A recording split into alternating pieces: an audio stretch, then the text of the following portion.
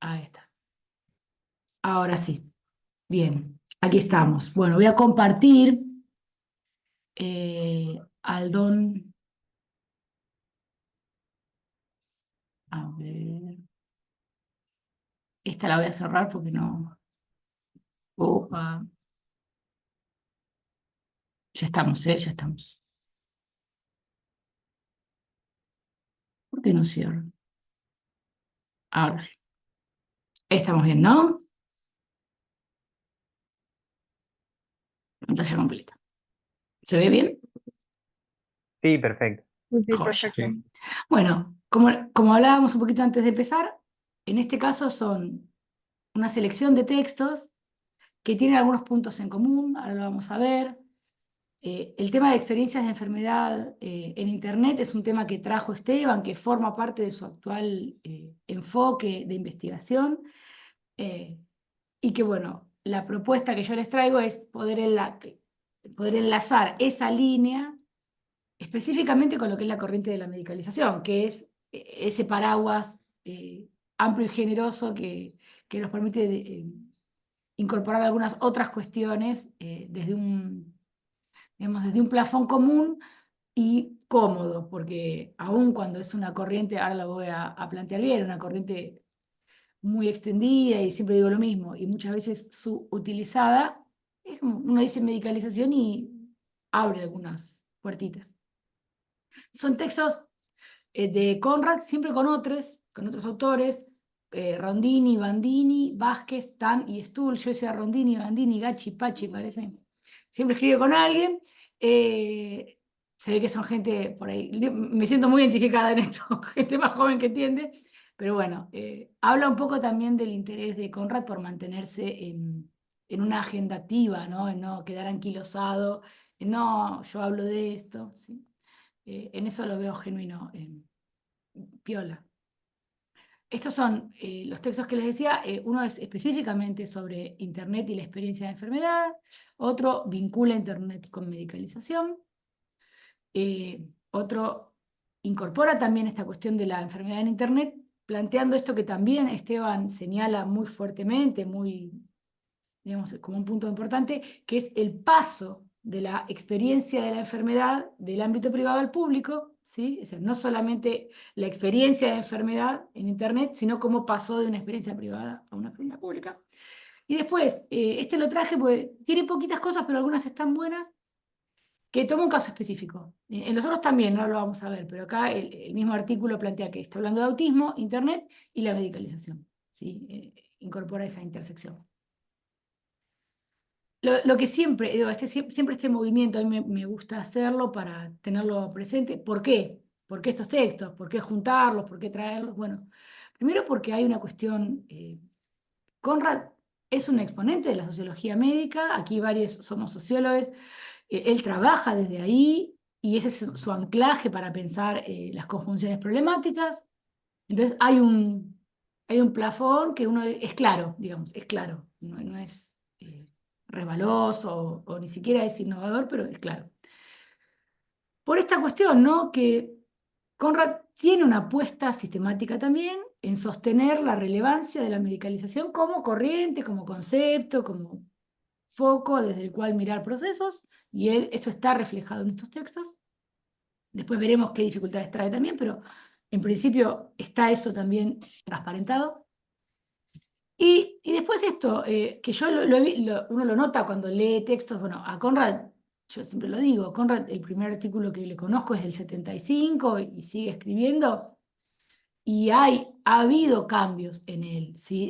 Hay cosas que es bastante terco en sostener y defender con sus fundamentos, pero también es cierto que él ha ido cambiando en este tiempo distintos enfoques, ha ido articulando con ciertos pensadores y ciertas corrientes, y me parece que estos textos vienen a expresar un poco esa voluntad de él de articular con otras perspectivas, sin ceder la propia, ¿no? Sin renunciar a la valoración que él tiene de la corriente de la medicalización, que sostiene y que de alguna manera enarbola, tiene esta voluntad de incorporar otras corrientes, ¿sí? Para analizar problemáticas concretas. Entonces me parece que estos son elementos eh, valorables respecto de los textos, ¿sí? Después hay otras cuestiones, yo lo voy a plantear, hay partes que son un refrito, vos decís, dale, a nosotros no nos dejarían publicar así, pero bueno, al margen de eso. Esto me parece que son elementos valorables, puede haber otros, y los podemos discutir, incluso, de hecho, cuando avance la presentación podemos conversar un poco. ¿Qué les parece a ustedes respecto de esta cuestión? Entonces, ¿qué tienen en común esos textos? ¿Qué permiten organizar, trabajando desde la corriente de la medicalización de la sociedad, pensar esta cuestión de la experiencia de enfermedad en Internet? No siempre cuestiones de salud mental, eso también es importante, aunque mayormente son cuestiones de salud mental, pero está un poco este giro o este movimiento que venimos planteando en el GEFID y que queremos profundizar, aun cuando casi todos nosotros estemos trabajando temas de salud mental, que es poder pensar la experiencia de la enfermedad en términos más amplios, ¿sí? Y la relación con Internet. Y en todo caso, a partir de esa amplitud, identificar trazos, líneas, dinámicas que sí tengan que ver con salud mental, que tampoco es un campo homogéneo, ¿no? Porque no todos los padecimientos psíquicos, no todas las clasificaciones diagnósticas encarnan en procesos similares, ¿sí? Puede haber en términos formales, dos clasificaciones diagnósticas psiquiátricas y son muy distintas entre sí. Y motorizan experiencias de Internet muy distintas entre sí, para no irnos de tema, ¿no? Entonces, digo, tampoco la salud mental es un campo en el que uno diga, bueno, como está todo igual o todo parecido, me quedo acá. Más aún entonces, a mi entender, y esto lo venimos charlando, se hace imperioso abrir un poco el esquema, mirar otras cuestiones que quizás nos resulten más ajenas, de las que tengamos menor formación técnica, pero bueno, en principio tener siempre un ojo oblicuo mirando ahí. Sí. Bien, hasta acá más o menos, digo, esta parte de organización más o menos va bien. Hay un texto que no está puesto entre los presentados porque no tiene que ver específicamente con la experiencia de Internet como elemento capital, pero que para mí fue un texto parteaguas. Hago un poquito de historización. Es un texto que sale en 2014. A mí me lo pasa Francisco Ortega, el investigador de la Universidad Estadual de Río de Janeiro, con quien trabajé un tiempo, fue mi orientador en el postdoctorado. Y de hecho, fue una persona a quien Conrad convocó para conocer un poco lo que iba a hablar en este artículo. Ahora hablo del artículo, pero como para contarle la trastienda. Y es un artículo que a mí me pareció interesante, como uno de los primeros. Fíjense que igual es del 2014, pero yo me enteré de su existencia antes que de estos textos que vamos a hablar hoy, aunque sean más viejos. Y para mí fue un texto que de alguna manera revitalizó la corriente de la medicalización. Yo venía leyendo la medicalización como una cosa más enclaustrada, menos dialoguista, como algo más de ombligo, de pensarse a sí misma la corriente, y este texto me pareció que era muy acertado para articular con otros elementos. Y de hecho yo, a partir de eso, como que me fui animando a abrir también algunas líneas que después terminaron siendo diagnósticos y fármacos, que es lo que nos congrega en este grupo. Pero fue la primera vez que dije, ah, bien, como que sacudió un poquito la perspectiva. Eh, no viene al caso extenderse acá, pero sabemos, yo se los he planteado muchas veces, el embole que muchas veces se produce cuando lees de medicalización, siempre lo mismo, siempre los mismos, digamos, los resultados, que voy a decir, pero este resultado está escrito antes de la introducción, ¿no? Es como decir, no hay problematización real, es un resultado ya planteado. Bueno, acá fue un texto que a mí, sinceramente, me permitió abrir un poco el panorama. Entonces lo traigo por lo siguiente. Este texto, después, descrito o paralelamente, hacía poquito tiempo, produjo, ya les traigo, pero lo tengo acá. Ahí vengo, ¿eh? ¿Dónde lo tengo? Yo sé que está acá. Ahora que tengo la biblioteca cerca, me encuentro el libro. Ah, no, este es el otro. Ya vengo, ¿eh? Chuchu, ¿dónde está? Bueno, como siempre, no lo vas a encontrar cuando lo estás buscando. Pero tiene que estar, si además es enorme. Bueno, no estaría ocurriendo. No estaría ocurriendo. Me refiero al librito, el de ADD en 16 países, el que él publicó con parte de esta gente, con, con Bergey y con dos autoras más, con Ilina Singh y con Ángela Philippe. O sea, este texto a mí me parece que está bueno porque plantea la necesidad de abrir a la globalización de la medicalización y después él lo sostiene convocando a un volumen que articula el TDAH en 16 países. Entonces fue un primer texto interesante porque no era un estudio comparativo en términos formales, ¿sí? Cada cual narraba su experiencia con distintos elementos, pero tuvo ese carácter, ¿no? de reimpulsar la corriente, a mi entender. Después, ya sigo con la historia, parece que estoy narrando no sé qué, después, un poco en diálogo y en respuesta a ese texto, hicimos la compilación con Silvia Faraone del TDAH en el sur de América Latina, que es ese artículo, ese libro gordito que salió por Teseo, que trabaja el TDAH en Uruguay, Brasil, Argentina, Chile y Paraguay. Tampoco es comparativo en sentido estricto, sino que cada uno cuenta su experiencia y tiene además algunos elementos más teóricos y los primeros atisbos de esto de hablar de los fármacos y los diagnósticos. Entonces, para mí fue un momento interesante encontrarme con este artículo, que aparte me lo pasó Ortega, yo no lo tenía en radar. ¿Y qué quiero traer de este artículo, hecha toda esta elipsis explicativa? Que cuando él analiza al TDAH como diagnóstico globalizado, plantea distintos vehículos para lo que él habla con la metáfora de la migración. Él dice, el TDAH migró a escala global a partir de 5 vehículos que permitieron esa penetración, ¿sí? A escala mundial. Habla de la industria farmacéutica transnacional, y esto lo hemos conversado, de hecho lo hemos discutido en algún artículo con la postura de Conrad. Conrad tiene una lectura bastante sencilla del rol regulador de los estados. Entonces él dice, en estados más reguladores de la industria farmacéutica, el diagnóstico tuvo más barreras para ingresar.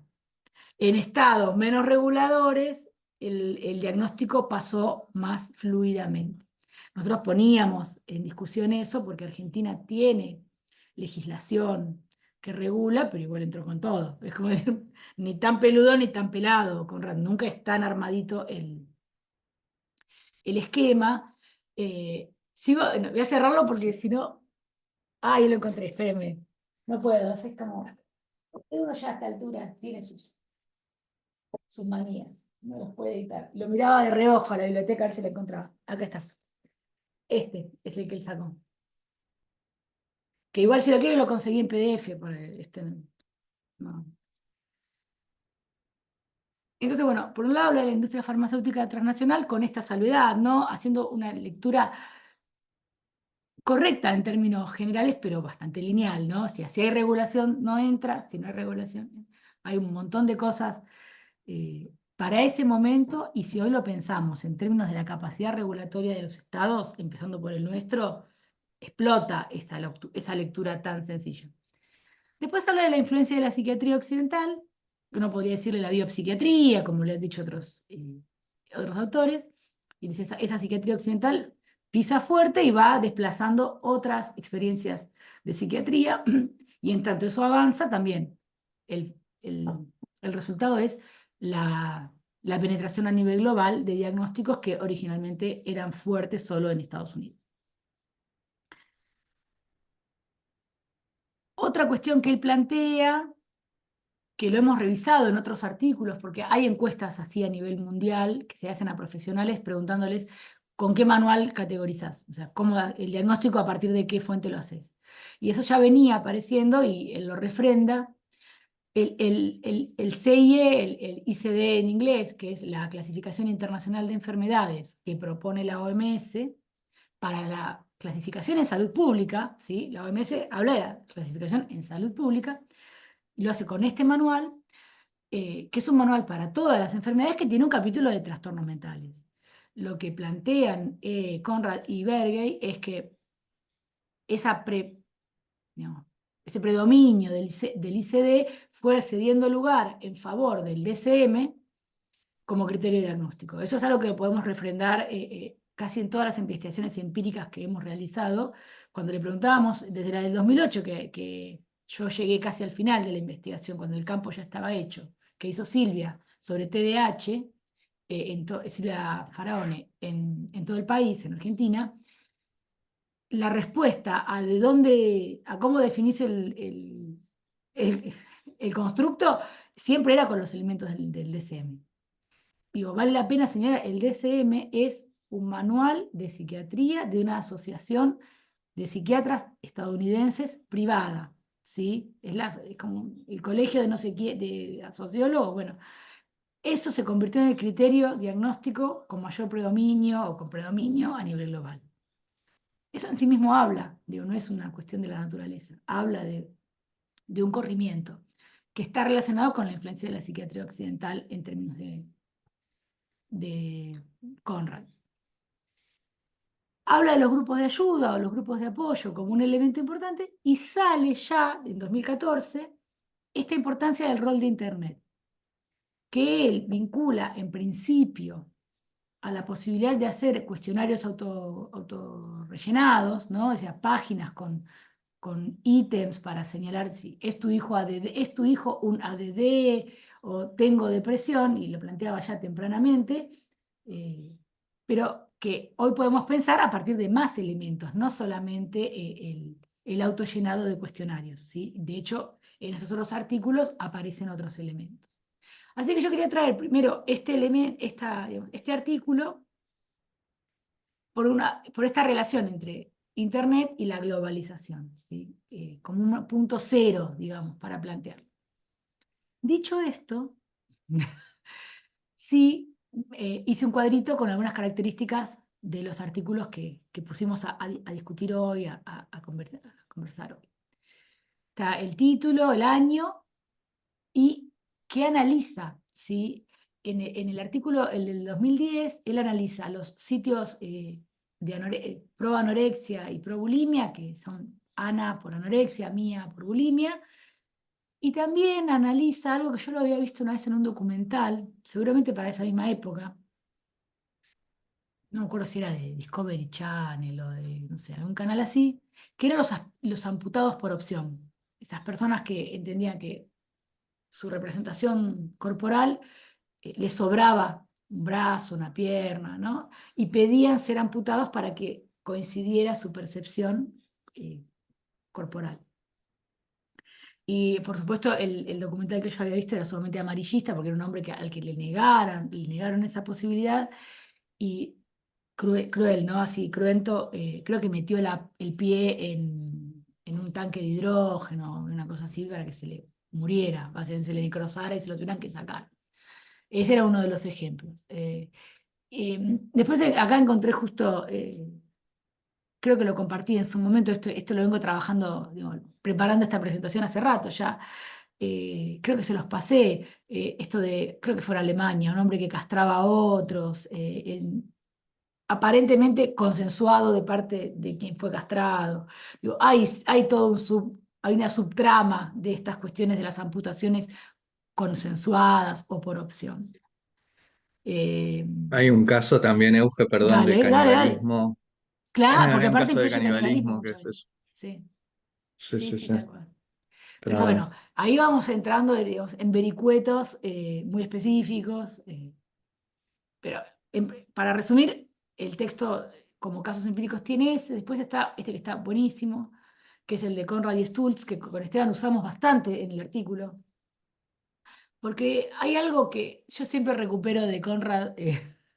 El tipo es claro, está muy convencido, entonces te arma esta, ti, ti, ti, ti, ti, ti, ti, ti, ti, ti, ti. Y después vos, bueno, después ves esto que les digo, que nunca son tan así sus explicaciones, que siempre se puede discutir, pero en principio tiene una forma llana de escritura. Ahí él trabaja los grupos electrónicos de apoyo, que Esteban trabaja también, grupos sociales mediados por computadoras, grupos de autoayuda basados en Internet, movimientos sociales sobre enfermedades en Internet y activismo en medios. todos matices que nos permiten abrir un poquito el campo, ¿no? Porque ¿cuántas veces vas a decir eso que pasa en Internet? Bueno, es necesario empaparse un poco más, revisar esos matices, esas diferencias, esas características. Los ejemplos que menciona son enfermedades crónicas, enfermedades psiquiátricas y discapacidades físicas y motoras. Habla de cáncer de mama, HIV, digo, nuevamente estos vasos comunicantes con cuestiones de salud mental que a nosotros nos interesan. Y hace un señalamiento para plantear que hay algo en los grupos de autoayuda basados en Internet que puede resultar, que puede tener un plus de atracción, de atractividad, como decía alguien que conocemos, ¿no? Las atractividades. Puede ser atractivo para individuos que experimenten enfermedades crónicas o enfermedades que sean contested, ¿no? Que puedan generar conflicto, que puedan tener ahí algún tipo de dilema. O que tengan añadidos algunos estigmas y ahí sí él vincula HIV con cuestiones de índole de salud mental, ¿sí? Como un elemento en común. En el otro, en el que hace con TAN, que es uno de los más nuevitos, trabaja específicamente autismo, y en el que hace con Bandini y con Vázquez, trabaja enfermedad celíaca. ¿Sí? Como ejemplo, me parecía bueno ver estos matices, porque aparte hacen a la particularidad de lo que él está estudiando, ¿no? Y es algo que, para bien o para mal, para mí es muy importante tener siempre en cuenta, y es que es muy difícil llegar a generalizaciones en estos temas. Entonces hay que poder meterse en trabajo específico y desde ahí, en todo caso, derivar alguna amplificación de algún resultado, pero que es muy difícil plantear que los resultados son generales al estilo, no sé, Durkheim, suicidio, no, no. No humor, no, no nunca más. O, no sé, Weber, ¿no? Eh, Hay un chiste para el Día del Sociólogo, alguna vez lo mandaba, un meme, que había el perrito forzudo y el perrito así, y el perrito forzudo decía, tengo una regla general para toda la vida, y ahora hice una investigación con 3 casos y no es concluyente, ¿viste? O sea, soy yo, la investigación con 3 casos y no es concluyente, se llama ojera de hacha atrás, y nos pasa todo el tiempo. Eh, pero bueno, mientras no se enteren, seguimos. Bueno, un poquito este panorama. Yo quiero traer algunas cositas, recuperando esto de la sociología clásica, ¿no? De la sociología clásica, de la sociología médica. Conrad digamos, no inaugura, ¿sí? Él remite, y lo hace también, no es boludo, ¿no? Es de donde él se plantea, remite a líneas y a vacancias que estaban planteadas en los estudios más clásicos. Por ejemplo, el siempre, nunca suficientemente defenestrado Parsons venía trabajando cuestiones que tenían que ver con el rol del enfermo. Por supuesto, eran estudios donde le atribuía una calificación relativa, conocimientos muy limitados al enfermo, digamos, en términos de la experiencia propia de enfermedad, le daba muy poco crédito a la posibilidad de ayudarse a sí mismo, saber qué hacer, cómo, e incluso de señalar algo en términos de un juicio de valor sobre la cuestión de los profesionales, ¿no? O sea, ahí el lugar del enfermo no tenía que ver con estas coordenadas para nada. No había una valoración de la experiencia de la enfermedad como tal, y esto se continúa también cuando él menciona lo que él llama situación de enfermedad, porque él plantea, bueno, incluso casi como obstáculos, ¿no? Las cuestiones emocionales y los ajustes, digamos, le da muy poco crédito realmente a la experiencia personal del enfermo en general. Sí señala una cuestión de desamparo, él dice, el enfermo está desamparado, es proclive a ser explotado y es presa fácil de prácticas y creencias irracionales. Hay un posicionamiento en relación al saber y la jerarquización muy explícito de parte de Conrad, ¿sí? Que por supuesto me parece obvio que necesitaba ser revisado este posicionamiento y ser revalorizadas las cuestiones que tienen que ver con el paciente, por decirlo, ya hasta decir paciente es un tema hoy, es un problema. Pero bueno, esto es Parsons, ¿sí? Década del 50. La Escuela Sociológica de Chicago, Goffman, Becker, Freidson, Goffman da algunos atisbos de relevancia a la voz de la persona con el padecimiento, con la enfermedad, en sus estudios sobre la institución total, cuando habla de los procesos de mortificación del yo, pero yo siempre trato, cuando tengo que dar algo de Goffman es más dialéctico de lo que él mismo cree, porque Goffman habla de la mortificación del yo, pero también habla de la recomposición del yo. Entonces siempre hay un vaivén ahí, aun cuando sea fallido, aun cuando no sea completo, aun cuando sea atravesado por un montón de heridas, por decirlo con una metáfora poco feliz. Entonces, ubica, digamos, le da alguna bola más, por supuesto, que Parsons a el paciente. De hecho, en el texto de internados, él habla del mundo del interno, el mundo del personal, ya hay un balance un poquito más organizado. Trabaja temas como carrera moral, habla del estigma, y siempre en esta cuestión de siempre conceptualizar procesos conexos. Dice, bueno, está el hospital, pero también está la milicia, los conventos, ¿no? Siempre abriendo un poquito. Digamos, lo que Goffman siempre nos dejó, estas herramientas metodológicas sumamente ricas para poner a prueba, para pensar, para amplificar, para modificar y discutir. Pocos libros como el de Goffman son tan enriquecedores para la práctica en relación a un tema específico. Becker habla de la noción de carrera también, cuando está tratando de entender las causas de la desviación, habla de cierta carrera, entonces digo, ¿está el ojo o no está el ojo puesto en la persona que padece? Bueno, acá hay un poquito más de bola a esta gente. Y Fredson también habla del concepto de carrera. Él dice, hay una secuencia de acontecimientos sociales, roles o imputaciones, citando, ¿no?, que el individuo experimenta en el curso de su paso a través de las distintas instancias de control social. Entonces, de alguna manera pone también el ojo, ¿sí? Eh, aunque sea incipientemente. Sin embargo, esto lo planteábamos con Esteban en el artículo, hay un elemento común en todos los estudios pioneros, en los estudios clásicos, que es que la experiencia de enfermedad ocupa un lugar analítico lateral, ¿sí? Que hablen del paciente, que le den bola al paciente no es que le den bola a la experiencia de enfermedad, ¿sí? Entonces, no es considerada desde el punto de vista del enfermo, al menos no como un campo de punto de arranque, ¿sí? Sí puesto en relación con el mundo del personal y qué sé yo, pero no aparece con la fuerza que va a tener después. Desde entonces, esto lo plantean Conrad y Stultz, desde entonces ese enfoque fue fructificando, ¿sí? Fue dando cuenta de distintas líneas de análisis y de trabajo que fueron tomando en cuenta, sí, ya, cómo las personas, cómo las personas viven con su enfermedad, cómo viven a pesar de su enfermedad, y también estas experiencias subjetivas, ¿sí? Y las estrategias, es algo que Esteban también trabaja, por supuesto. Las estrategias que desarrollan para continuar viviendo quienes padecen alguna situación, ¿sí?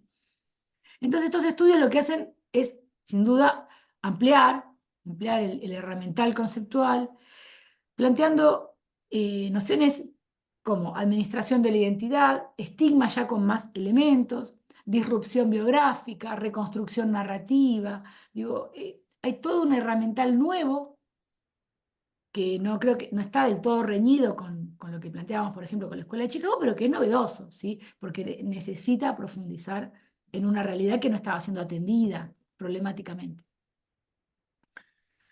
Y esto también lo planteamos con Esteban en el artículo. Previo a Internet había un cierto consenso en términos sociológicos, ¿no? Y de los estudios de la sociología médica en general, o de la sociología médica crítica y demás, asumiendo que la enfermedad es una experiencia generalmente privatizada, previo a Internet, ¿no? Discutida solamente con el médico, con la familia y en ocasiones con algunas amistades, ¿sí? El otro día veía en un reel, esto que les digo, que yo trato de ver Art Nouveau y perritos salchicha y me aparecen temas de trabajo en los reels de Instagram. Un caso parece muy interesante, o al menos muy renombrado en Estados Unidos, de la esposa de un político de renombre, no sé si era un senador que se postuló a gobernador, ¿no?, que tenía cáncer y a ella no le fue informado nunca que tenía cáncer. Siempre se habló con su esposo del hecho y la persona no sabía qué tenía, no entendía qué le pasaba, porque cada vez estaba peor, y fue parte del cálculo estratégico, ¿no? Político, si señalarlo públicamente o no, porque estaba atravesado por la campaña de su esposo. Digo, esta idea no solamente de la privatización de la enfermedad, sino de uno podía no tener idea de que eso le estaba ocurriendo a uno mismo, en el caso de esta mujer en particular, ¿sí? Y así otras personas a las que se les sustraía el conocimiento de su enfermedad, ¿sí? El diagnóstico más que el conocimiento, porque algo le pasaba a esa mujer y lo tenía, digamos, ese era el desgarro, ¿no? De decir algo me pasa y no me están diciendo que... En continuidad con esta idea de la experiencia de la enfermedad como una experiencia por lo general privatizada, lo que señalan Conrad y Stultz es que incluso en instituciones, la experiencia de enfermedad se mantenía en la esfera individual, y más aún en la comunidad. Es como decir, no en todos los lugares se contaba que tenías algo, se mencionaba. Esto, bueno, no era infrecuente que quienes padecían una enfermedad no lo conversaran con otras personas que tuviesen la misma condición. Digo, parte de este repliegue hacía que no se supiera, o que siquiera conociesen a alguien que tuviese esa condición, ¿sí? Yo creo que esto es algo general que admite contraejemplos, por supuesto, admite contraejemplos. Yo no vi Dallas Buyers Club, pero me parece que ahí ya había, si alguien la vio, la de que se armaban los cócteles propios para HIV, y en un contraste ya con la medicina. No, no la vi la peli, pero como si uno puede hablar de cosas que nunca vio, por si leyó suficientes reseñas y demás. ¿Vos, Patricio, la viste? Sí, sí, y está bueno. Me Toda imagino. la trama de conseguir las drogas, quién podía hacerlo, nuevas recomendaciones, el dato que llegaba de otro lado sobre qué era lo que de verdad te podía hacer bien. Sí, por eso digo, hay que poder siempre, eso, no creerle del todo a Conrad. Conrad es muy hegemónico, ¿no? Es como decir, te dice tranquilamente, no había, ¿no? Antes de Claro. Internet. Y dice el HIV y el cáncer de mama como las Y excepciones sí, a eso, que y fueron sí, politizadas. sí, sí, pero digo, primero te tira la experiencia generalmente pensada. Wait a minute, ¿no? Bueno. Siguiendo con esto, él plantea que desde el principio de los 90 la forma de experimentar la enfermedad tiene una conmoción con la aparición de Internet para uso de población civil, digamos. Sabemos que Internet se utilizaba en ámbitos militares, pero el uso en población general, civil, nada que no sepamos, pero lo repongo. Es innegable que Internet tiene un rol de facilitador en el paso para que muchas personas eh, se trasladen de una experiencia privada de la enfermedad a una experiencia pública, y que hay efectos transformadores que modifican, él dice revolucionan, la interacción social. Eh, hay, hay un mapeo que hace, ya no me acuerdo en cuál artículo, creo que era el misticismo con Stultz, pero puede ser otro, igual se puede ubicar, están los textos ahí. Él señala dos experiencias de Internet asociadas a los tipos de web. Con Esteban hablábamos antes de entrar. Yo creo que vamos por web 4.0 ya, o sea, esto es bastante antiguo, si no me equivoco. Vos, Patricio, por ahí tenés más datita. Creo, Sí, no sé. creo que no es más dos, hay más Sí, experiencias. sí, sí. Pero bueno, acá paró Como el tres. análisis y viene bien la relación.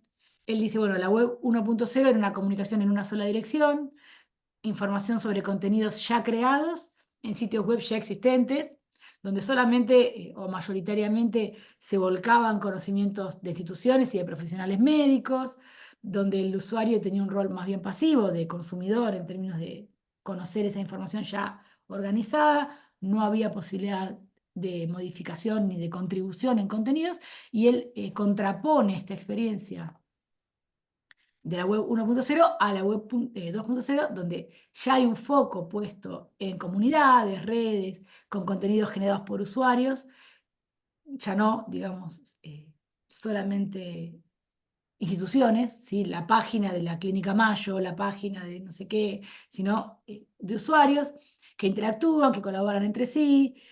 Y él ya, digamos, esta segunda experiencia que él plantea con Stulz o quien sea, abarca otro rango de sitios. La interactividad incorpora blogs, grupos de apoyo electrónico, comunidades de salud en línea, que son las que Esteban le está dando bola en sus investigaciones, y en especial redes sociales. Y ahí podríamos abrir todo otro capítulo de redes sociales que acá está simplemente nombrado. algo que marca la diferencia entre un rol de mero actor pasivo es un error, mero rol pasivo en la 1.1, 1.0 con la 2.0, es que en la 2.0 quienes participan no solo buscan o acceden anónimamente, aun cuando eso se mantiene, y ahora más adelante vamos a hablar de esa cuestión del anonimato, sino que además de poder acceder anónimamente, también está la posibilidad de que creen, compartan e intercambien públicamente información propia, con experiencias, fotos y videos. ¿Sí? Hay, digamos, un cambio, una diferencia significativa entre estas dos experiencias de la red.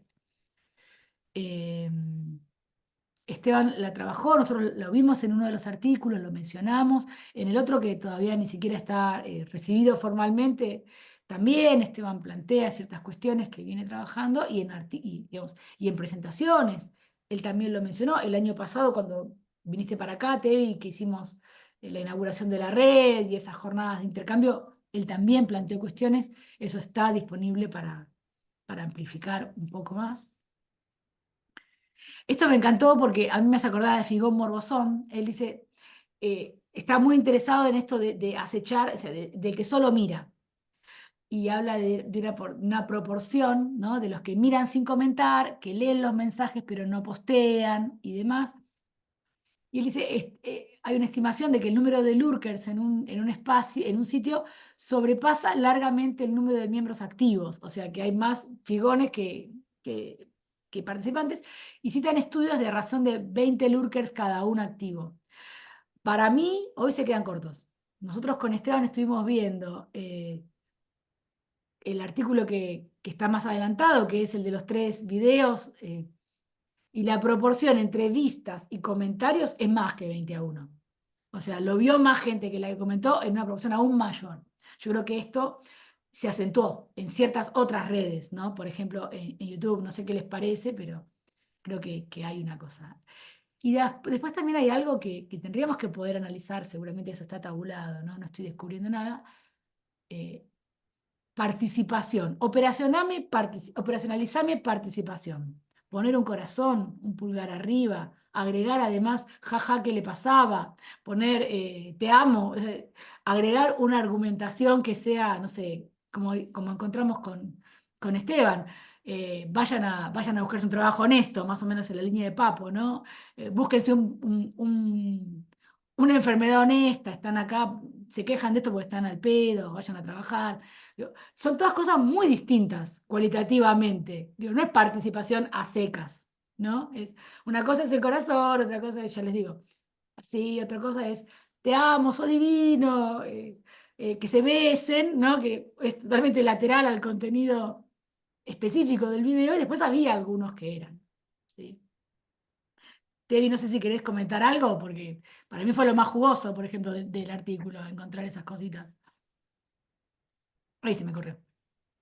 Sí, sí, me acuerdo también, sobre todo, la parte del análisis de los comentarios, digamos, de los videos. Y bueno, estaba mucho esto, incluso siendo que analizamos 3 videos donde tuvieron como cierta resonancia pública, fueron elegidos justamente porque tenían mucha cantidad de vistas. No me acuerdo ahora la cantidad que superaban, pero Habría que bueno, ver ahora también. Sé que más de 3.000 tenían, me parece. sí, sí. Porque era una Eh, razón de, en algunos era 3.000 vistas, 3.000 comentarios, pero de esos comentarios, no sé, 180 eran esto que yo les digo. Jaja, ¿qué le pasaba? Te amo, está fuertísimo. Después hay algunos que eran, "Ay, mira, y me pasó, qué bueno que lo cuentes, qué valiente, ser de luz", digamos, esas cosas también aparecían.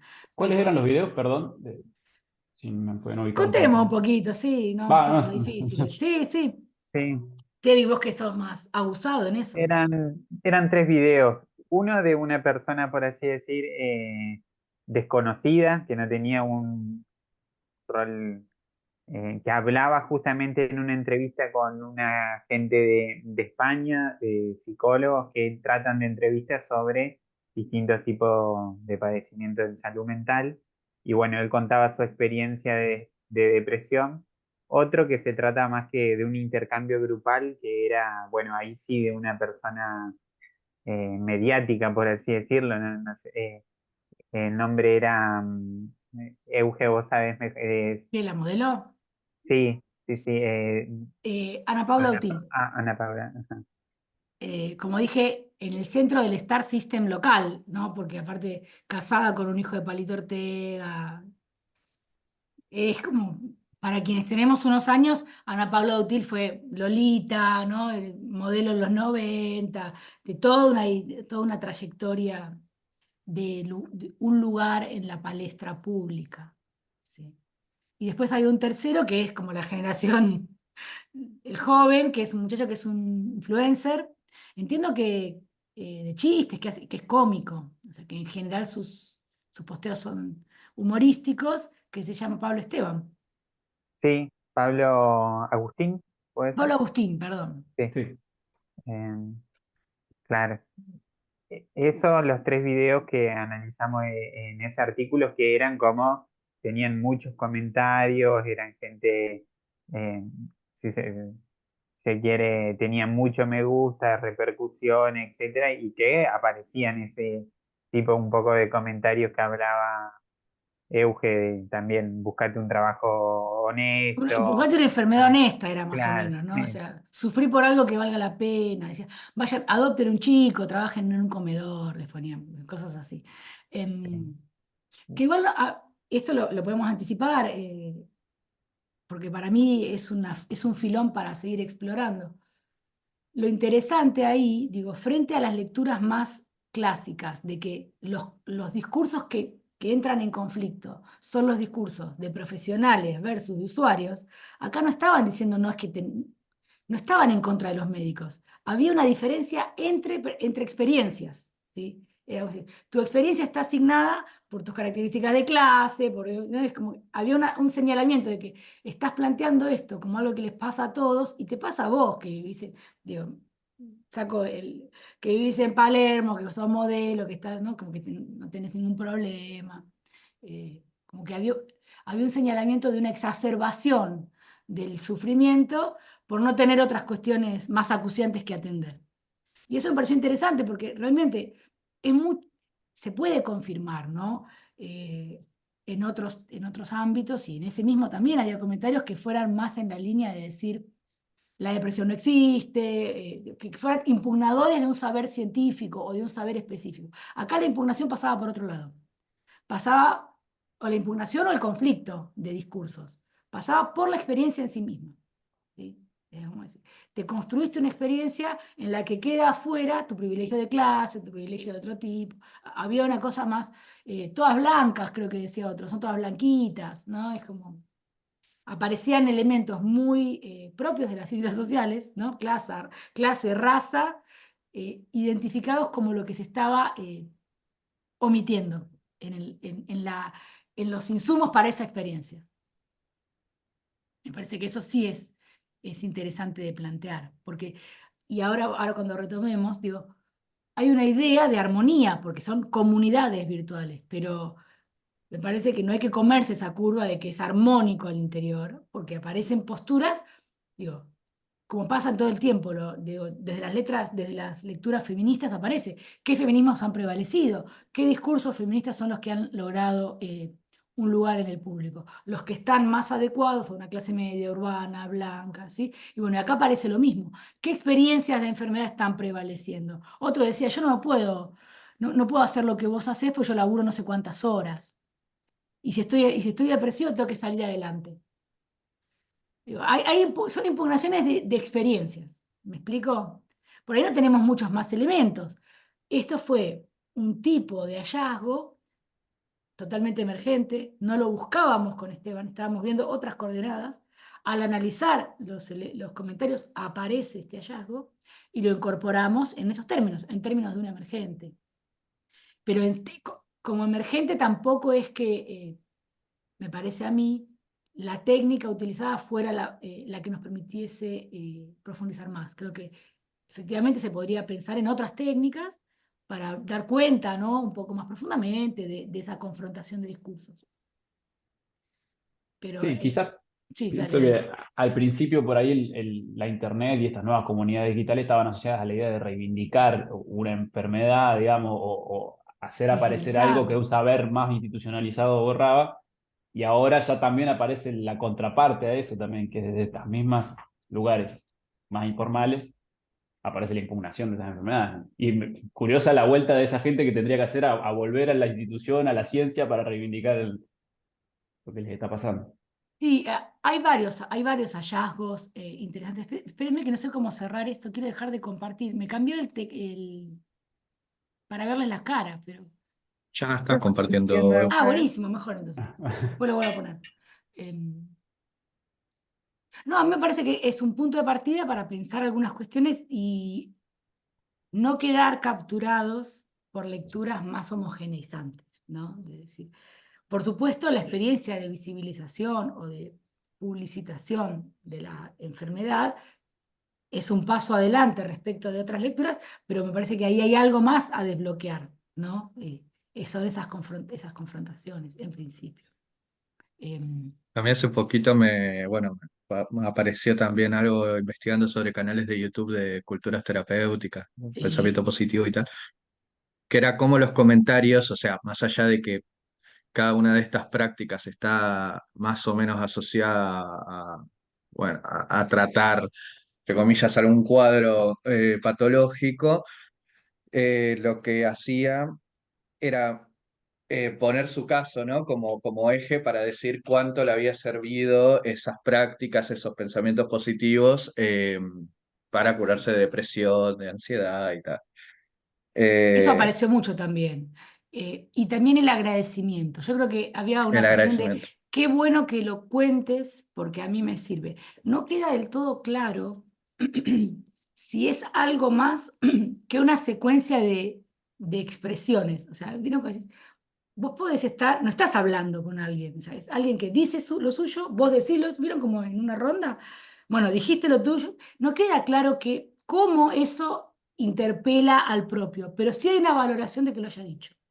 Y hay muchos comentarios que también aparece con los textos con los videos que eligió Esteban, esta idea de que yo entiendo que es importante que cuente públicamente.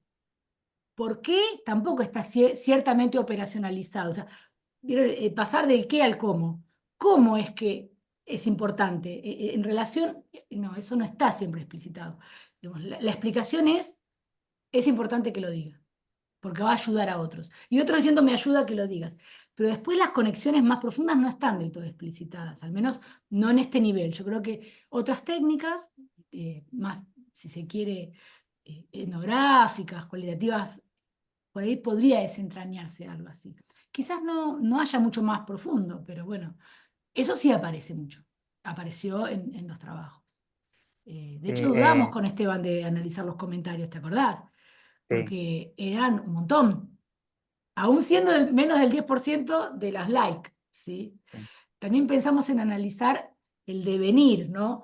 ¿Cuándo se produce la mayor cantidad de likes? Hay un arrastre, hay un pico, pero bueno, había cosas que, digamos, algo tan sencillo que uno puede decir a priori como 3 videos, eh, se nos, se nos abría un montón. Háblate nomás, sí. No, después también acordándome de otro artículo que está como en una etapa anterior, todavía no fue evaluado, pero, pero donde sí analizamos también de testimonios de personas que hacen públicas sus experiencias de depresión en YouTube en Argentina, como 40 y pico de videos, pero lo que ahí sí nos interesaba analizar fundamentalmente tenía que ver con en las narrativas o en los discursos, por qué hacen público eso, ¿no? Y ahí encontrábamos un montón. Esto que hablaba Eugen, en muchos casos ni siquiera se explicita, digamos, para qué hacer el video. En otros me parece que aparece mucho más esto que habla Julián. Primero, a veces como una cuestión de el hacerlo público es como un paso para el proceso de recuperación, pero también es decir, para sí mismo, ¿no? Como un beneficio para uno mismo, pero también aparece más que nada como una experiencia de agradecimiento, a veces incluso por todo el proceso que pasa, pero también orientado a otros que están atravesando lo mismo y es en los comentarios que no analizamos ahí, pero se veía mucho esto que decía Eugenia, para a mí es la diferencia de que en muchos se hacen los videos y no reciben, ahí en este segundo artículo no interesaba la cuestión de que tengan cierta resonancia, sino justamente la totalidad de los que encontrábamos disponible en YouTube en un rango de tiempo corto, digamos. Y lo que se veía que muchos no tenían ninguna contestación, ninguna respuesta o apenas si generaban algunas pocas visitas y sí, a veces también como estos comentarios más negativos o a veces eh, pensando, ¿no? En esta cuestión de la edad, parecía mucho como una chica de 18 años que le contestaban como ponete a trabajar, tenés que, simplificando o minimizando, ¿no? Que bueno, ahí implica pensar un poco qué repercusiones también genera a veces en la persona que se anima, digamos, a hacer el video y hablar públicamente, digamos. Nada, eso me acordaba, digamos, del otro Sí, trabajo que veníamos total, pensando. total, total. Eh, bueno, miro un poquito más, a ver en qué me quedé. A ver, ¿qué más? Esto ya está, esto ya está. De vuelta, esta cosa más escolar que tiene Conrad plantea la importancia, ¿no?, de Internet, sirve como fuente de información para pacientes, familiares, cuidadores, es un repositorio de conocimientos por experiencia, facilita la comunicación y apoyo entre individuos afectados y los vincula también familiares y cuidadores, modela y transforma identidades colectivas, activismos, movimientos sociales relacionados con estas enfermedades. Y esto, sí, hay que darle a la derecha, modifica la relación médico-paciente porque coexisten puntos de vista legos y profesionales, y esto me parece importante, que apoyan, promueven, cuestionan o resisten, todo a la vez, a veces, al conocimiento médico tradicional y a la medicalización de los problemas humanos. Eh, En relación a los movimientos sociales, Conrad y Stultz plantean que distintas experiencias de enfermedad han conducido a formas de activismo y de activismo en movimientos sociales que no existirían sin Internet. Entonces, en este caso, la idea de instrumento no lo está, o sea, no existirían sin Internet. Y entre las funciones que identifican está intercambiar experiencias, defender o apoyar interpretaciones alternativas. Esto ahí va más en tu línea, Julián. Condiciones de vida, o de estilos de vida, o esto de la positividad. Reconocer, de vuelta, lo que había planteado también Esteban, ¿no? Una condición que previamente no estaba considerada, que sea visibilizada como tal. Y para volver un poquito a qué aporte haría Conrad a todo esto, en términos de medicalización, serían intentos de desmedicalización, a la vez que también de medicalización, porque no pueden ser uno sin el otro. Los pro-ANA, los pro-MIA, los autismos, los amputados por decisión buscan desmedicalizar, pero lo hacen en coordenadas médicas, porque esto lo hablábamos con una tesista que está trabajando el tema de las hormonizaciones en personas trans y otras cirugías. Y dice, bueno, a la vez que hay un intento de despatologizar la condición trans, es una despatologización en términos médicos, porque incorpora herramientas de la medicina, ¿sí? No está reñida una cosa con la otra, ¿sí? Lo digo como para agregar otro elemento. Y lo de siempre, ¿no? Formas de verdad, diría Foucault, formas de verdad, legitimar argumentos. Sea porque una condición se considere enfermedad cuando no lo está haciendo, sea por abogar porque no se considere enfermedad una condición que está siendo considerada. Digo, los dos, es polivalente, ¿sí? El reforzamiento de argumentos. Puede ir en una línea, puede ir en la otra, depende de qué estemos hablando. Y acá esto que el planteo de los autismos me pareció buenísimo para ver el cocoliche, ¿no? Pero no lo digo despectivamente, el gran quilombo que son los movimientos, porque hay muchas posturas. Todas pueden ser organizaciones de pacientes en Internet, pero las demandas son diferentes. Es decir, las organizaciones que están medicalizadas, en relación al TDAH hay varias, quieren más investigaciones biomédicas, que expliquen mejor las causas, que sean más claras respecto de las terapéuticas y la cura, que apoyen, ¿sí?, las perspectivas. Entonces son organizaciones más medicalizadas, en alianza con los médicos. En el libro que publicamos con Silvia, el caso brasileño habla un poco de eso, ¿sí?, de esas cuestiones en relación al TDAH. Después él habla de los grupos antivacunas, y él dice son casi salud pública. Ahí no entendí qué quiere decir, pero bueno. Dice que lo que buscan es más investigaciones sobre el impacto de las vacunas, considerando que sus resultados los van a reivindicar, ¿sí? Porque si se estudiara más, se vería que no son suficientemente buenas, que no tienen seguridad, que los riesgos están subestimados. Después están los grupos neurodiversos. Digo, todos son grupos, todos son en Internet, pero las demandas son muy distintas. Los grupos neurodiversos que deliberadamente rechazan investigaciones médicas sobre las condiciones, pero abogan por investigaciones que eliminen lo que es visto como una discriminación, ¿sí? No estamos hablando de una enfermedad, es una neurodivergencia, ¿sí? Lo interesante es que las demandas no chocan, o sea, no hay solapamiento, cada uno está en la suya, por decirlo de alguna manera. Cada quien está en la suya, a la vez que todos son grupos u organizaciones de apoyo, ¿sí? Todos son sobre autismo, en el caso que analiza él. Vieron que hay una relación entre las vacunas y el autismo. En algún momento se hablaba de que ciertas vacunas predisponían y qué sé yo, digo, para... Y yo acá puse rápido para las respuestas abiertas, no se la juega tampoco mucho Conrad, dice que hay un mix, ¿no? El mix es la respuesta por excelencia, y un poco de cada. Él dice, la información en Internet no solo reemplaza el conocimiento, sino que se mezcla y lo intercambia con otras fuentes. Y también, de una manera bastante predecible, dicen, la información sobre el cuidado de la salud tiene un doble filo. ¿No? Y siempre digo, un poco acá, un poco allá.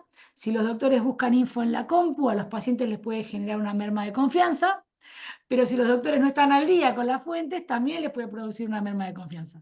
¿No? Es como decir, ¿por qué te tenés que fijar en Internet? ¿No lo sabés? A la vez, ¿por qué no te fijas en Internet? No estás al día. Es como, no, mira lo que dice, puede fallar, bueno, no puede más que fallar, digamos, no puede más que fallar todo esto, en términos de la relación médico-paciente.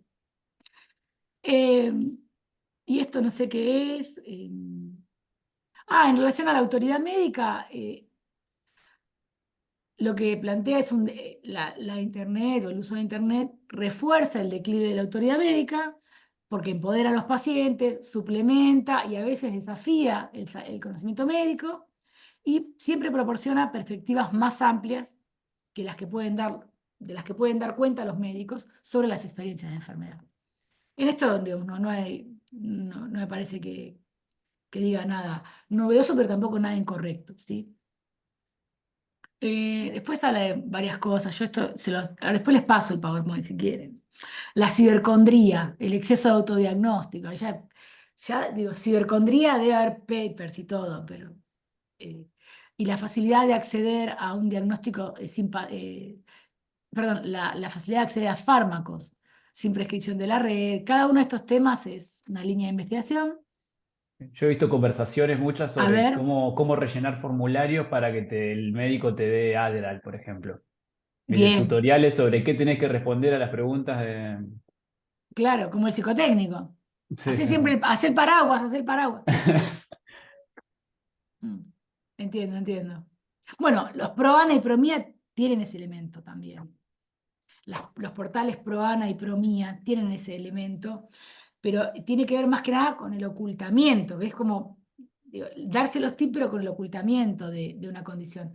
Yo cuando estudié esta institución, Aluba, había un comentarios entre las pibas que era ponerse monedas en los bolsillos cuando las pesaban, para que pesaran más. ¿No? Aparecía esos tips como para que te dieras cuenta. O, o cómo, no era maquillaje, pero qué argumentos podías dar si había quedado la cara hinchada de vomitar, ¿no? Cosas así. Eh, Marcándolo como... Igual hay también, creo que hasta el instituto, hay personas que hablan en primera persona de su experiencia con la anorexia y planteándolo como que no es una enfermedad. Hay un montón de matices en cada uno de estos elementos. Yo se los dejo a esto, lo podemos seguir conversando, se los paso, digo, después. Es un primer panorama. Me parece que a mí al menos lo que me pareció rescatable de estos trabajos es que son trabajos que bajan a alguna cuestión en particular, alguna condición en particular, no siempre condiciones de salud mental, digamos, que reformulan o inscriben a la medicalización también como una corriente que puede ocupar estos temas de discusión y que te da algunos tips para plantear de manera científica características de la Internet, características de los grupos de apoyo. Ya lo dijo alguien, ¿viste? Lo dejas ahí marcado. Tengo mis dudas de que sea representativo de algunas otras cuestiones porque con Esteban los trabajos que hicimos van marcando algunas diferencias. Esto que yo les decía, la proporción entre los que participan y los que no. No hay, digo, no hay un desmenuzamiento de participación que tiene muchos niveles o muchas posibilidades, pero bueno, es un inicio, ¿sí? Es un inicio. Creo que igual él lo pone en duda ahí cuando dice, bueno, cómo llamar a estas personas que acceden a esos grupos, ¿no? Pacientes, visitantes, online users, online Total, surfers total. o softwares. Sí, sí, pero Entonces algo ahí como que él hacen, lo va digo, algo poniendo. hacen ahí. Para nosotros como investigadores, ese dato, ¿cómo lo tomamos? ¿Sí? ¿Cómo lo problematizamos? ¿Sí? ¿Cómo lo convertimos a ese dato en un resultado? Sí, lo que queda grande me parece cuando empezás a mirar cosas más puntuales es la categoría de Internet, digamos, como Es algo de así, Internet, sí. sí. Qué sé yo. Hay muchas experiencias posibles, muchas formas de relacionarse. Esto, la interacción entre el que produce el contenido y el que responde no es siempre la misma, de foros o redes sociales. Bueno, cada una instaura por ahí un poquito algunas formas de relacionarse. Entonces. Sí. Yo ahora voy a tratar de pasarles, mientras están hablando, el archivo para que lo tengan, qué sé yo, por dos boludeces que digan, que sea. Eh, Sí, yo creo que también que eso, cada plataforma prácticamente tiene, si bien tiene semejanzas, similitudes, tiene su lógica propia y el tipo de comentarios que hay, de interacción que hay, depende mucho, ¿no? Entonces, como la noción de internet así queda como muy global. Por supuesto que, bueno, está buenísimo los textos de no, Conrad y de porque... dónde venimos, digo, desde un Parsons que dice, es alguien frágil que que lo van a engañar, es un largo camino recorrido, pero sí es verdad que necesitamos más nosotros para profundizar en una investigación con ese corte. Sí, también me parece interesante en relación a la cuestión de la medicalización, que creo que invita a no, ya, si bien viene desde antes, digamos, no pensar en términos como dicotómicos, o se medicaliza o está desmedicalizado, sino que muchas veces algunos grupos necesitan la medicalización para politizar, digamos, la experiencia, o a la inversa, necesitan desmedicalizar, no sé, en el caso en su tiempo de los homosexuales o ahora cuestiones más pro ana, etcétera, para poder politizarlo, ¿no? Entonces, esto no hay la medicalización o la desmedicalización en una sola dirección, sino operando como de manera compleja con otras cuestiones, como en este caso la politización, digamos. Total. Sumamente de También acuerdo. pensaba eh, no, pensaba que en un texto, no me acuerdo si era el de Bandini y Vázquez, justifican un poco por qué utilizan páginas de Facebook, ¿no? Por la capacidad que tiene Facebook de subir, digamos, diferentes tipos de mensajes, imágenes, videos, textos, parecía interesante, pero bueno, viendo esas limitaciones que marcaban también ustedes, como hoy Facebook parece, ¿no? También No, una igual, plataforma, una red social. sí, dale, sí, sí, eh, no, es un poco más viejo, pero digo, ante una suposición que es un poco que el mercado en ese sentido parece ganado por Instagram y TikTok. Eh, y después el tema de esta diferencia entre web 1.0, 2.0. Entiendo un poco lo que marcaban de si estamos ya en otros tipos de web, pero como que la arquitectura sigue siendo 2.0 en estos términos de poder compartir un comentario y tal, y que haya una respuesta, ¿no? En ese sentido sí, bueno, todavía la IA no ha calado tan hondo en ciertas apps, digámoslo. Pero bueno, parecía. Nada, me gustó mucho esa forma de sintetizar por qué es Facebook, al menos en ese texto, aunque bueno, queda. igual eh, Facebook Estaría tiene bueno sus, seguir. digamos, tiene su relevancia. Nosotros lo planteamos para YouTube. Buscamos caracterizar esa plataforma, ¿sí? Y a partir de eso darle consistencia a la muestra, ¿sí? Entonces no es que no sirve, porque si hay algo que pasa es que las aplicaciones tienen todas un target distinto y tienen solapamientos parciales. Si bien migran, ¿no? Es como decir, ya no es más el de moda, no son los mismos términos. No es que son competidores en términos de estructura, de contenidos, de objetivos, ¿sí? Eh, no es que o usas Facebook o usas Instagram. También va cambiando tu experiencia en relación a la red por la aplicación que usas. No es el mismo, no se hace lo mismo. Sí, o Eh, por ahí ah, estas dudas que planteaban ustedes, si existe el diálogo o si son frases que se van tirando una respuesta a otra, por ahí la gente entra a Facebook o a otro tipo de redes sociales a buscar más eso, que Total, ya YouTube no lo tiene, Instagram tampoco, pero el sí. diálogo entre Mm. pares está más en Facebook o en foros. Eso lo habíamos hablado Sí. con vos, Patricio, la otra vez, me Ujú. lo acuerdo. Digo, para no pensar, Julián, que es todo en menos en relación a. Siempre va a haber, porque aparte, esa es la idea, que ninguna de las redes te brinde la experiencia completa, porque si no estaría solamente con una y como que no se pisan el poncho, ¿me entendés? Todos van a ofrecer algo que el otro no tenga, y si es posible que estés todo en Facebook, en Instagram, ¿no?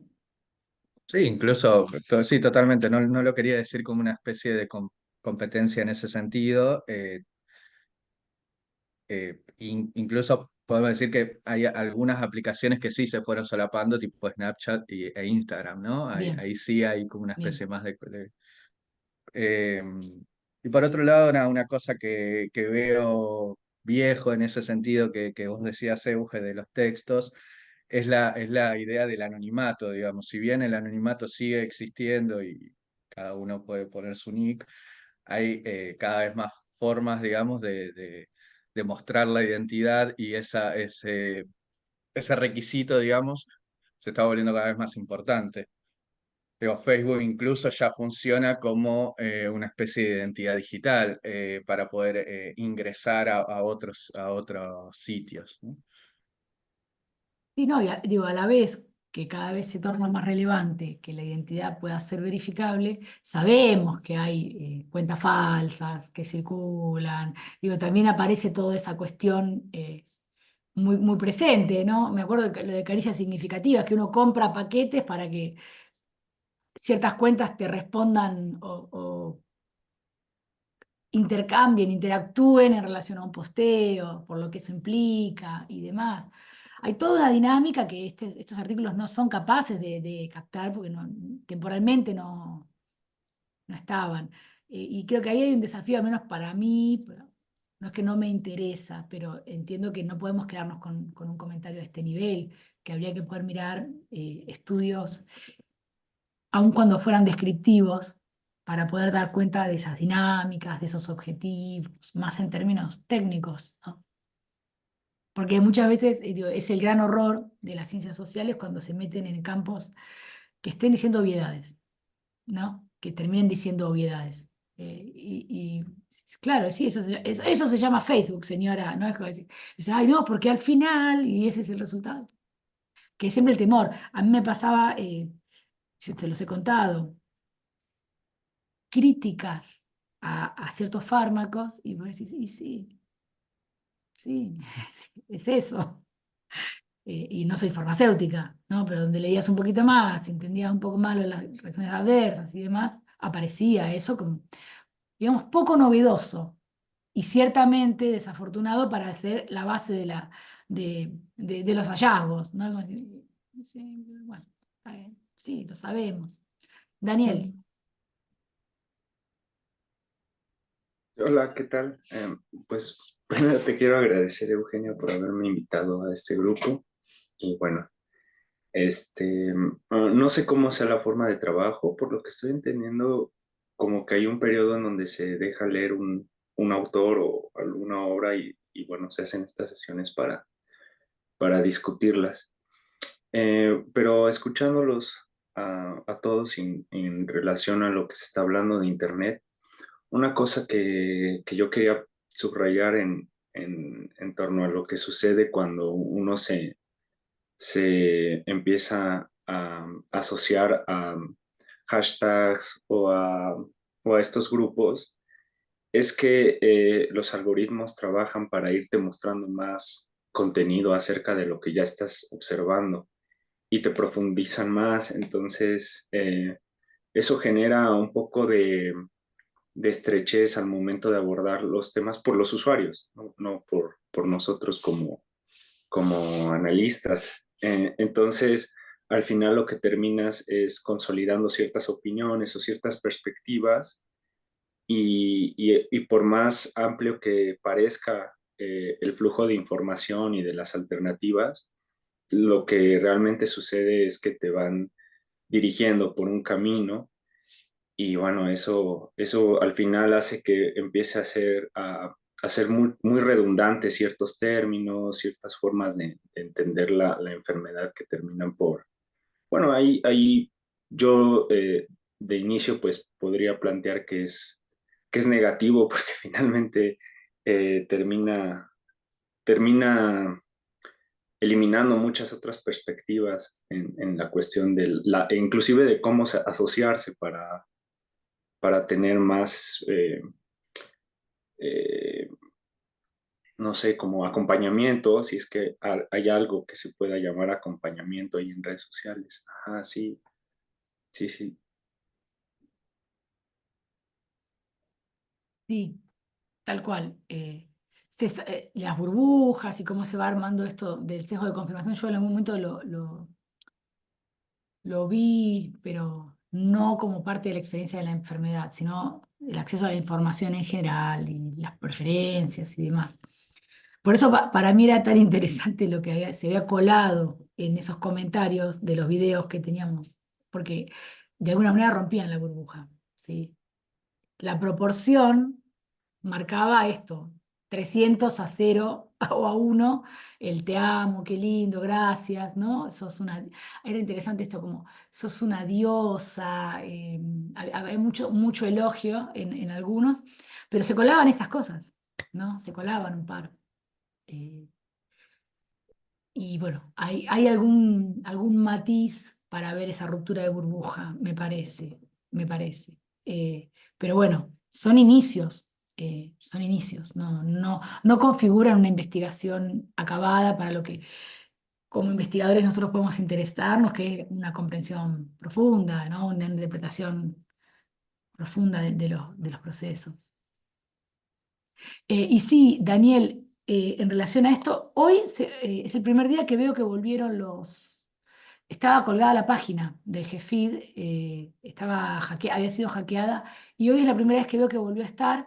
Ahí en la página del GEFID hay una entrada, que es como un blog, hay una entrada que habla del ciclo de encuentros de este año, y hay un PDF, un documento que tiene la programación, los textos recomendados con enlace a esos textos, y lo que hacemos en general es distribuirnos quién lo va a presentar. O sea, si bien todos lo leemos, alguien se organiza para presentar algunas líneas de disparadoras y tener algunos puntos en común, por eso armé la presentación esta, y a partir de eso hay otros intercambios. Para el próximo encuentro, que va a ser en agosto, ¿no? En agosto, ya Esteban tomó a cargo la presentación, lo que no quita que podamos, va a estar bueno que leamos, sí. Para tener más, a mí me sirve, ¿no? Leerlo. Después, Sí, no sé entiendo. si hay alguna otra actividad que quieran comentar, que estén interesados en compartir. Tenemos un ratito todavía. Yo Sí, me, me quedé pensando de lo que decían, específicamente con las temáticas de salud mental, cuando mucho tiempo hemos dicho esta cosa de la importancia de poder hablar, de poder decir, de la dimensión de lo público. Si realmente esta dimensión de lo público incide en algo, en transformar ciertos imaginarios estigmatizantes en relación a las enfermedades, bueno, o a las patologías, ¿no? Como pregunta, digamos, ¿no? Eh, Eso. Y luego, bueno, yo soy psicóloga y me desarrollo en la clínica y también en una institución médica y me pasa mucho, y me pasa concretamente con una paciente que ella viene y me dice que ella es neurodivergente, ¿no? Y ella me dice que es neurodivergente y quiere un diagnóstico de la sociedad médica, digamos, ¿no? Entonces es interesante, ¿no? Esa tensión entre ella autodefiniéndose como neurodivergente, y luego esta tensión entre la psiquiatra, digamos, y el conocimiento psiquiátrico y cuál es el diagnóstico posible desde la psiquiatría, incluso desde la psicología, porque yo también pienso, pero ¿y desde dónde? Es como que, ¿qué es esto de ser neurodivergente? ¿De dónde viene? ¿Con qué tiene que ver? Entonces, nada, como también la tensión ahí práctica y en la clínica de estos saberes también, ¿no? Del conocimiento de Internet, del conocimiento de sí, de explicaciones sobre sí mismo, y luego cómo entran en tensión en la consulta, ¿no? Me parece que es importante también. Sofi, ¿vos querés decir algo? Sí, iba un poco en justo esto que nombró de lo de estigmatizar, estigmatizar, también me lo había notado como un comentario. ¿Se escucha? No, Sí. más o menos. Ok. Em, y bueno, a mí los textos me gustaron, sí, es verdad que es como, bueno, como un ingreso muy amplio a pensarlo, hay cosas que para mí eran como, bueno, cuando habla de movimientos sociales me parece que, por ejemplo, tomaba una idea muy vaga de movimiento social cuando hay un montón de literatura sobre movimientos sociales y demás, pero de todas formas me parece que está bueno, y, y nada, también como pensando estos grupos como un factor, ¿no? De la globalización de ciertos diagnósticos que estaba ahí en juego. Y yo también pensaba, que estoy acá un poco trabajando con la idea de biosocialidad y quimosocialidad y quimocommunities, que vendrían a ser un poco como estos más asociados quizás no a un diagnóstico, sino también a un fármaco. Y cómo puede haber también grupos en Internet y también como para llevarlo del diagnóstico al fármaco, no solamente en torno a eh, un diagnóstico, sino también a determinados eh, medicamentos o tratamientos, ¿no?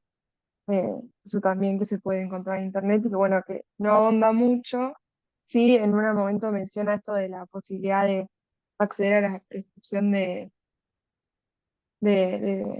fármacos. En un momento lo menciona en uno de los textos, ya no sé en cuál, pero nada, también como para llevarlo a Internet se puede pensar no solamente eso, en torno a una enfermedad, sino a los tratamientos.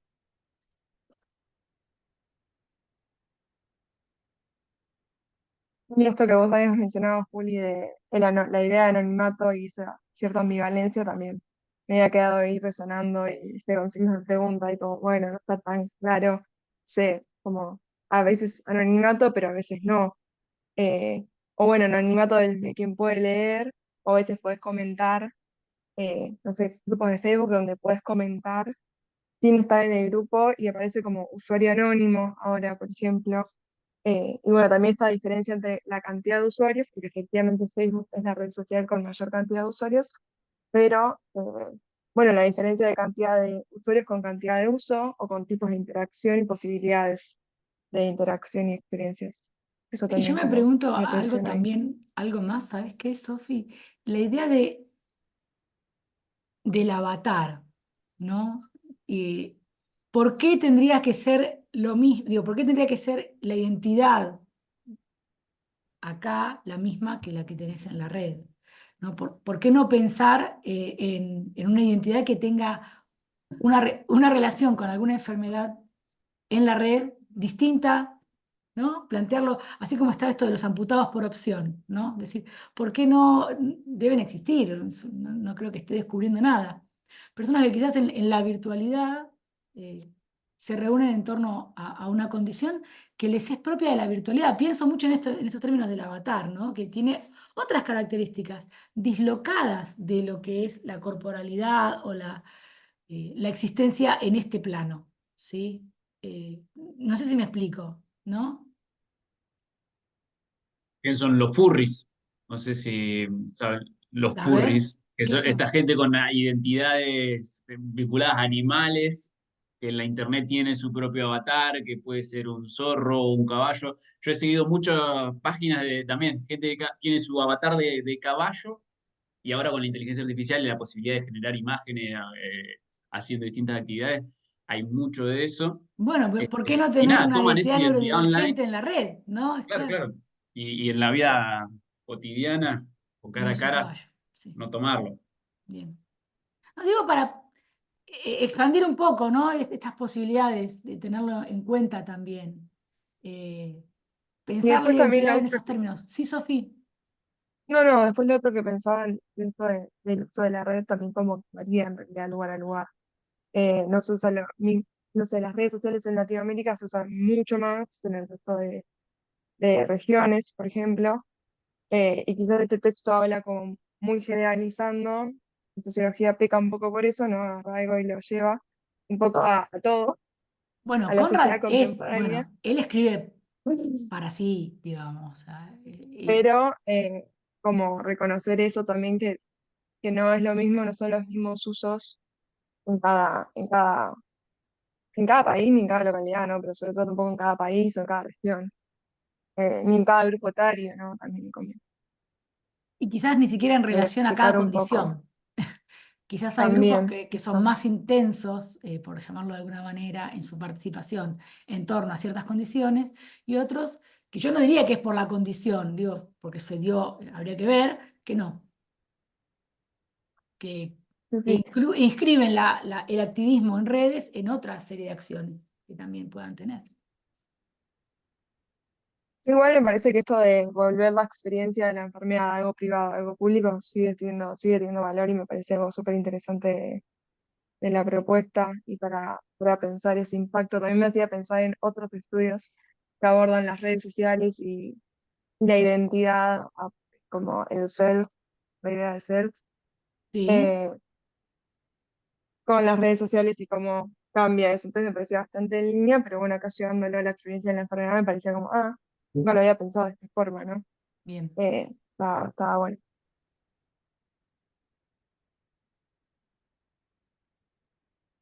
Bueno, bueno, logramos darle continuidad. Yo tenía pocas pretensiones con esta selección de textos, pero me parece que algunas cositas nos permitió organizar, identificar límites, pensar más allá, qué podríamos necesitar más en caso de ocuparnos, ¿sí? Eh, yo creo que me tengo que retirar, sí, yo estoy más o menos en la misma, y nos vemos en agosto, vamos a ir difundiendo, tengan en cuenta o tengan a mano el Instagram, que ahí colgamos alguna información más y alguna actividad en el medio, pero de vuelta, Daniel, igual si querés nos escribimos. Ahora se fue justo Belén, pero sí que después cualquier cosa también se lo planteo. En la página debiera estar todo accesible. En ese documento de PDF se bajan los enlaces que son recurrentes y demás. Y está la distribución de textos y tal para seguir avanzando. Y también podemos pensar para el siguiente encuentro alguna novedad, alguna incorporación, alguna reprogramación y ajuste de este temario que pueda vincularse a los objetivos del grupo que fuimos dándonos en estos tiempos, ¿sí? Y seguir pensando, ¿sí? Sí. Ahí está. Ahí Muy es bien. el Muchas Instagram donde vamos actualizando a medida que podemos un poco las actividades. Ok. Sí, vale. Bueno, muchas gracias. Gracias, Euge, gracias, Juan. Nos estamos viendo, ¿sí? Sí, gracias. Un gusto. Que Vale, estén bien. Un abrazo. Chao, nos Muy bien. Natalia. vemos. Chau, chau.